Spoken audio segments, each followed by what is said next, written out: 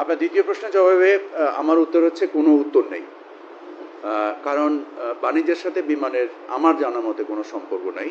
বাণিজ্য একটি রেগুলেটরি একটা পলিসি ডিপেন্ডেন্ট একটা প্রতিষ্ঠান, বাণিজ্য মন্ত্রণালয়, আর বিমান একটি ব্যবসায়িক প্রতিষ্ঠান। সো দুই জিনিস। আমি গতকালই এই দায়িত্বটা অর্পিত হয়েছে আমার উপরে। আমি এখনও জিনিসটা বুঝে উঠিনি, সো আমি এই ব্যাপারে আসলে কোনো কথাই আপনার প্রথম প্রশ্নের জবাব দিতে পারবো না। দ্বিতীয় প্রশ্নের ব্যাপার হচ্ছে যে আপনি যেটা বলেছেন 8 মাসে আমাদের বাণিজ্য ঘাটতি 4 মাস কমেছে, সামগ্রিক বাণিজ্য ঘাটতি।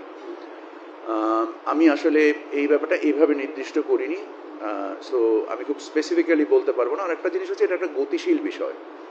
সো বছর শেষে যে কি দাঁড়াবে আমাদের, আপনারা জানেন যে রমজান কেন্দ্রিক আমাদের প্রচুর খাদ্যপণ্য আমদানি হয়েছে এবং আমাদের জ্বালানি পণ্যের দাম কিছুটা বাজারে কমেছে, আন্তর্জাতিক বাজারে। এই কারণে একটা সাময়িক দেখা যেতে পারে, কিন্তু সামগ্রিকভাবে আমাদের তো বাণিজ্য ঘাটতি রয়েছেই।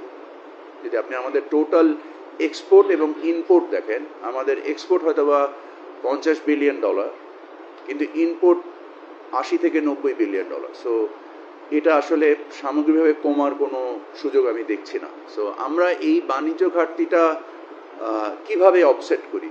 একটা হচ্ছে আমাদের রেমিটেন্স। আপনারা জানেন যে আলহামদুলিল্লাহ আমাদের যারা আমাদের যে বিদেশে যারা আমাদের কর্মী বাহিনী এই তপ্ত বালুতে কাজ করেন এবং পরিশ্রমের মাধ্যমে ওনাদের অর্জিত যে আয়টা দেশে পাঠাচ্ছেন, মাশাল্লাহ ওনারা সঠিকভাবে সুন্দরভাবে ব্যাংকিং চ্যানেলে পাঠাচ্ছেন।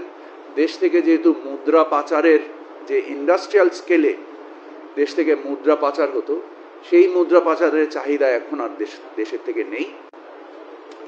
এবং ওনাদের নিজস্ব আগ্রহে এবং দেশের উপকারের স্বার্থে ওনারা যে ওনাদের অর্জিত মানে অসম্ভব, আমি বলি যে ওনারা বাংলাদেশের অক্সিজেনও গ্রহণ করেন না, ওনারা এবং সম্পূর্ণ আয়টাই দেশে পাঠান এবং ওনারা যেভাবে আয়টা পাঠাচ্ছেন এতে দেশের যথেষ্ট উপকার আসছে। এবং এর বিনিময়ে আমাদের যে বাণিজ্য ঘাটতির যে রপ্তানি এবং আমদানি ব্যয়ের যে বাণিজ্য ঘাটতির একটা বড় অংশ পূরণ করে হচ্ছে আমাদের রেমিটেন্সের টাকা দিয়ে। তো সামগ্রিকভাবে বছর শেষে কি নাম্বার দাঁড়ায় এই ব্যাপারে আমি এখনো সুনির্দিষ্টভাবে আপনাকে বলতে পারছি না। যে 10% শুল্ক আরোপ করা হয়েছে, এই 10% ব্ল্যাঙ্কেট মানে চাদরের মতো সারা বিশ্বেই আরোপ করা হয়েছে। অতএব আমরা এটা নিয়ে মোটেও চিন্তিত না। এবং আমাদের একটা প্রতিযোগী দেশ হচ্ছে চায়না, যার উপরে 100%-এর উপরে শুল্ক আরোপ করা হয়েছে এবং চায়না আমাদের থেকে অনেক বেশি বড়। তো সেই ক্ষেত্রে আমরা উল্টো মনে করি যে আমাদের দেশে কিছু অর্ডার আরও বাড়তি আসবে বলে আমরা বিশ্বাস করি। সেই ব্যাপারে আমরা বলতে যে ইন্ডাস্ট্রির সাথে যারা সংশ্লিষ্ট, গার্মেন্টস ইন্ডাস্ট্রি এবং মানে স্পেশালি গার্মেন্টস ইন্ডাস্ট্রি, ওনারা কনফিডেন্ট যে এটা ওনাদেরকে কোনো ধরনেরই কোনো ইম্প্যাক্ট করবে না।